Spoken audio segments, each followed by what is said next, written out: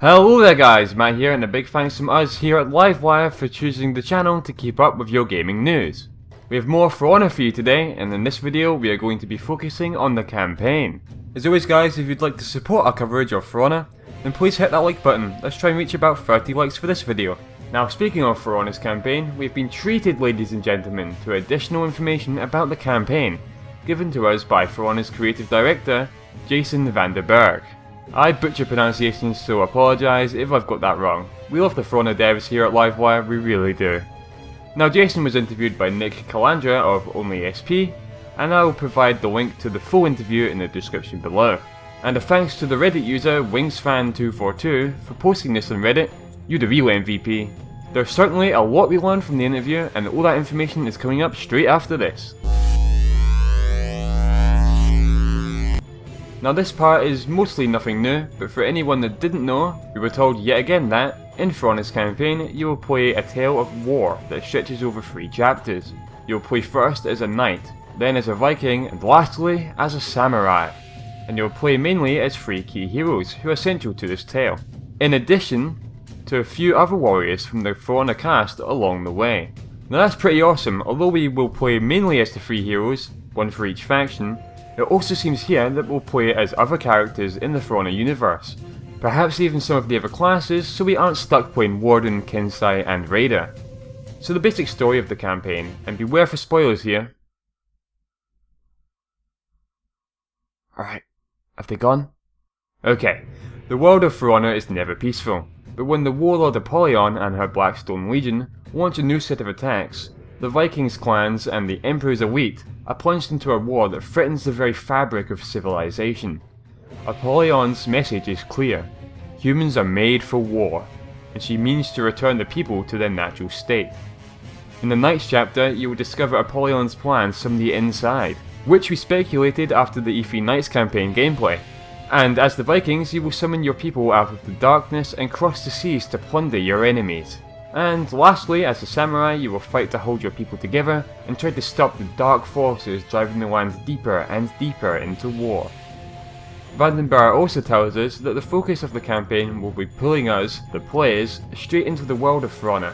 They're giving you glorious enemies to fight against, loyal friends to fight alongside, and thrilling battles that need winning, and that will be lost if you aren't there to turn the tide of battle.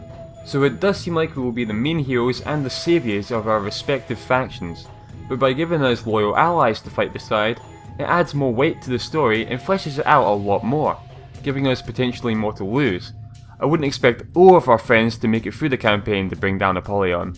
Also, another exciting thing for those who appreciate story in a game is that we will be getting cinematics along the way, and the goal of the devs with the narrative is to bring these characters to life. Who is the Warden? A member of an incredibly elite order of warriors, but one who has grown disillusioned and is looking for a cause. And boy oh boy does the Warden find one.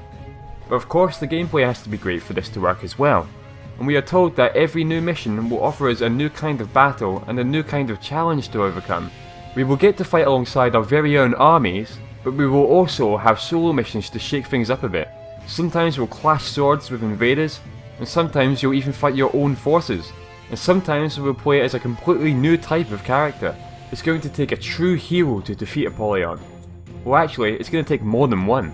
Another interesting question was, each faction in For Honor, the Knights, Vikings and Samurai, each have their own missions in the campaign mode. But how varied will the missions be in terms of objectives and location? To which the dev answers, we're going all over the place. The campaign world is divided into 3 big regions: Ashfeld, Valkenheim, and this horrible swamp place called the Mire, and each has a totally different approach to its look and feel. We're going to give you big smash and burn missions, solo insertion missions, and everything in between. You'll attack, you'll defend, and maybe do a bit of both at the same time. And the cast of allies at your side will be changing a lot. It's good that we won't just be holed up in keeps for the whole story. We have already seen from the Knights and the Warborn faction that we will both attack and defend locations in the game, and those 2 places alone had their very own unique feel. I don't think For Honor is in danger of getting stale with its campaign, especially after hearing this great news. Be positive, Yubi, you've made a great game, so yeah. Let us actually tell the world how great it is.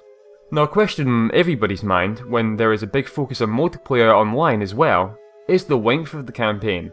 And in the interview, Van der Burr is asked, how big did he anticipate For Honor's campaign to be in terms of length and content? His response was, the best way I know to answer this is this way. If you pick up For Honor only for the campaign, you want you 100% satisfied with your purchase when you finally decide to put down the controller. And I think I can speak for everybody here, that's gonna be a long time. So that means there's got to be a minimum expectation on number of missions, locations, extended play, etc. And we've got all that. How big will For Honor's content be? As big as we can make it, man. As big as we can possibly make it. Now, I don't know about you guys, but I'm very satisfied to hear that news.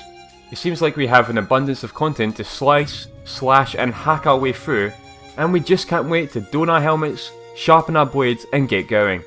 We are very excited for this game, and these answers have been very encouraging. Tell us what you think in the comments below. The best part of making these videos is communicating with all of you, and we get to as much of them as possible, and as quickly as possible. I'm interested to know what part of the campaign you are most excited for. I will let you know what I'm personally excited for in the comments below as well. So until next time folks, you can click below on our faces if you fancy getting to know us a little better. Another way to do that is to watch one of our many Let's Plays. It's where our character really comes out. But if you're just interested in that news, then that's fine too. We have lots more for you. And you can click here for our full For Honor news playlist, or if you like, you can click here for our full coverage of Tom Clancy's Ghost Recon Wildlands. If you don't want to miss a thing on any of these news series, and more, then consider subscribing to the channel and join us weekly. Until then, I've been Matt from Livewire, and we'll catch you next time.